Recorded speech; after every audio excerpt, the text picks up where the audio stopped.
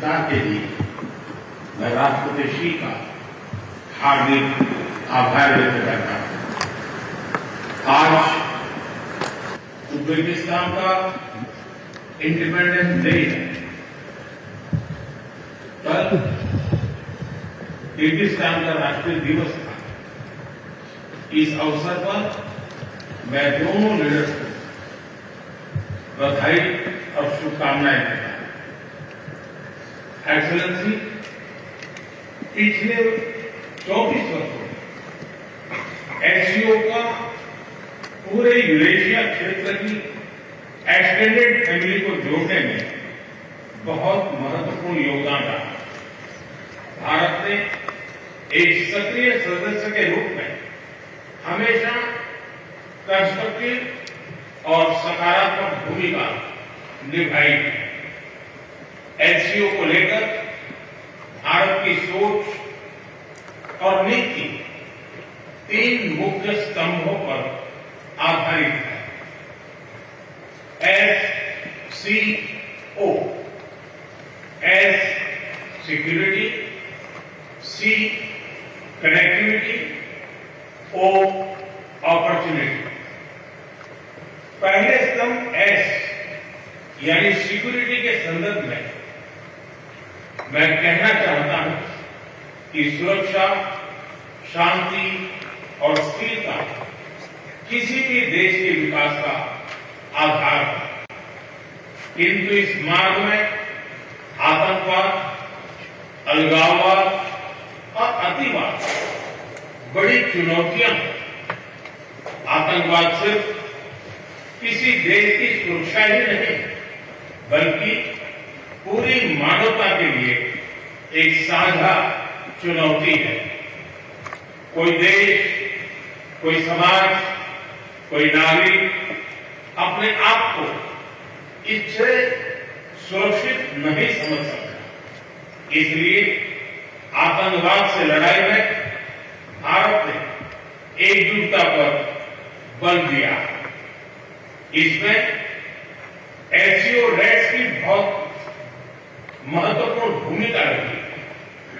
इस वर्ष भारत ने ज्वाइंट इंफॉर्मेशन ऑपरेशन को लीड करते हुए अल कायदा और इससे जुड़े आतंकी संगठनों से लड़ने का इनिशिएटिव किया। हमने रेडिकलाइजेशन के विरुद्ध समन्वय बढ़ाने और मिलकर कदम उठाने का भी प्रस्ताव रखा। टेरर फाइनेंसिंग के खिलाफ आवाज उठाई। इसमें मेरे समर्थन के लिए मैं आभार व्यक्त करता हूं।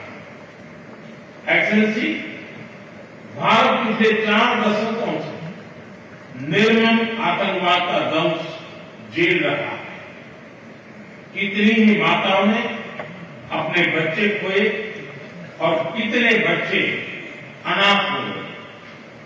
हाल ही में हमने पहलगाम में टेररिज्म का बहुत ही घिनौना रूप देखा।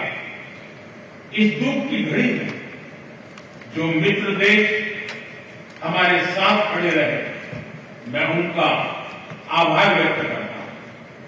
यह हमला केवल भारत की अंतरात्मा पर ही आघात नहीं था, यह मानवता में विश्वास रखने वाले हर देश, हर व्यक्ति को खुली चुनौती थी। ऐसे में प्रश्न उठना स्वाभाविक है, क्या कुछ देशों द्वारा आतंकवाद का खुलेआम समर्थन हमें स्वीकार्य हो सकता है? एक्सेलेंसी, हमें स्पष्ट रूप से और एक स्वर में कहना होगा कि आतंकवाद पर कोई भी डबल स्टैंडर्ड स्वीकार्य नहीं होंगे। हमें मिलकर आतंकवाद का हर रंग में, हर रूप में विरोध करना होगा। ये मानवता के प्रति हमारा दायित्व है। एक्सेलेंसी, अब मैं दूसरे स्तंभ सी यानी कनेक्टिविटी पर अपने विचार रखना चाहूंगा। हमेशा से मत रहा है कि मजबूत कनेक्टिविटी से केवल व्यापार ही नहीं बल्कि विश्वास और विकास के द्वार भी खुलते हैं। इसी सोच के साथ हम चाबहार पोर्ट और international north south transport corridor जैसे इनिशिएटिव पर काम कर रहे हैं। इनसे हम अफगानिस्तान और मध्य एशिया के साथ संपर्क बढ़ा सकते हैं। हमारा मानना है कि कनेक्टिविटी के हर प्रयास में संप्रभुता और क्षेत्रीय अखंडता का सम्मान होना चाहिए। यही एससीओ चार्टर के मूल सिद्धांतों में भी विदित है। Connectivity that bypasses sovereignty, losing trust and meaning. Excellency, तीसरा स्तंभ है ओ, यानी अपॉर्चुनिटी।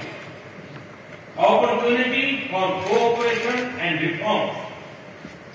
2023 में भारत की अध्यक्षता के दौरान नई ऊर्जा और विचारों का संचार हुआ।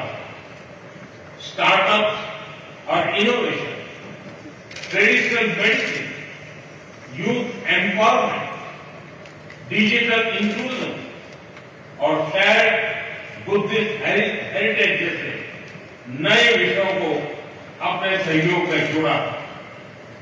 हमारा प्रयास था कि एससीओ को सरकारों के परे भी ले जाए।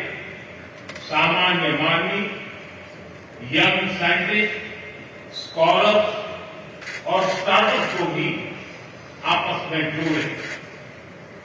हमारे पीपल टू पीपल टाइम को दृढ़ता देने के लिए मैं आज एक और सुझाव रखना चाहूंगा। एससीओ के अंतर्गत एक सिविलाइजेशन डायलॉग फोरम बनाया है।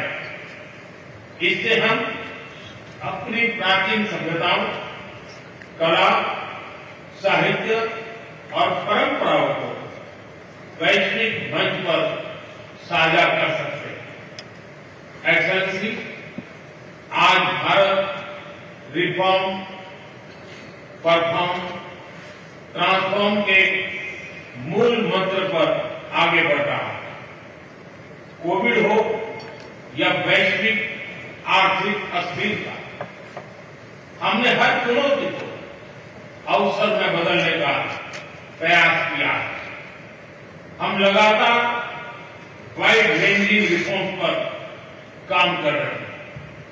इससे देश में विकास के साथ साथ अंतर्राष्ट्रीय सहयोग के लिए भी नए अवसर खुल रहे हैं। मैं आप सभी को भारत की विकास यात्रा से जुड़ने के लिए आमंत्रित करता हूं। एक्सेलेंसी, यह खुशी की बात है कि एससीओ भी समय के अनुरूप इवॉल्व हो रहा है। ऑर्गेनाइज्ड क्राइम, ड्रग ट्रैफिकिंग और साइबर सिक्योरिटी जैसी समकालीन चुनौतियों से निपटने के लिए 4 नए केंद्र बनाए जा रहे हैं। हम इस रिफॉर्म ओरिएंटेड माइंडसेट का स्वागत करते हैं। वैश्विक संस्थानों में रिफॉर्म के लिए एससीओ सदस्य आपसी सहयोग बढ़ा सकते हैं। संयुक्त राष्ट्र की 80वीं वर्षगांठ के अवसर पर हम एकमत होकर यूएन रिफॉर्म का आह्वान कर सकते हैं।